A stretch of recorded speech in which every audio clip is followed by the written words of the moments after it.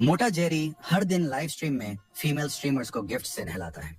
जैसे ही वह टिप देना बंद करता है, वे स्ट्रीमर्स तुरंत दूसरे अमीर लड़कों को ढूंढने लगती हैं। वह हमेशा से हैंडसम बनना चाहता था ताकि लड़कियां उसे पसंद करें। एक दिन ऑनलाइन चैटिंग करते समय एक अजनबी ने उसे कई फोन नंबर भेजे, ये कहते हुए कि इस नंबर पर कॉल करने से कभी निराशा नहीं होगी। ये साफ तौर पर एक ऐड था, लेकिन जेरी बहुत परेशान था। उसने इसे आजमाने का फैसला किया। वह अकेले बस से इंडियाना के एक दूर के हॉस्पिटल गया। वहां उसने प्लास्टिक सर्जरी करवाई।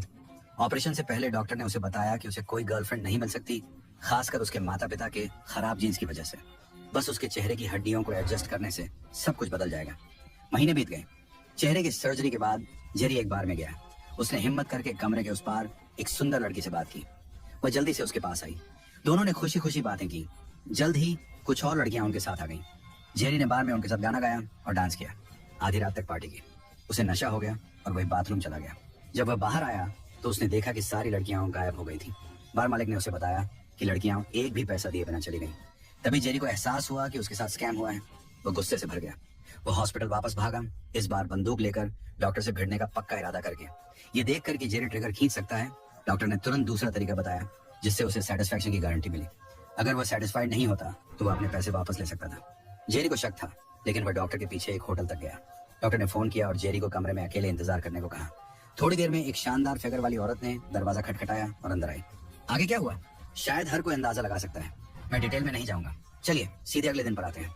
अगली सुबह जेरी उठा। औरत पहले ही जा चुकी थी, लेकिन उसे बहुत ज्यादा तबीयत खराब लग रही थी। उसने फ्रंट डेस्क से ढेर सारा पानी भेजने को कहा और थर्मामीटर मांगा। उसने अपना टेम्परेचर लिया और पाया कि उसकी रीडिंग नॉर्मल से काफी ज्यादा थी। अचानक उसके शरीर में बहुत तेज दर्द होने लगा।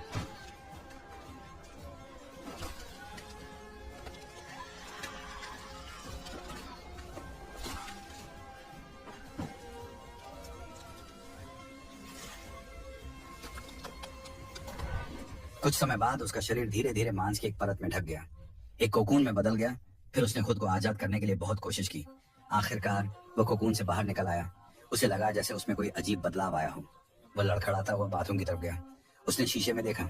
जो आदमी वापस दिख रहा था वह अब मोटा आदमी नहीं था, बल्कि वह मसल से ढका हुआ हैंडसम और हट्टा कट्टा आदमी था।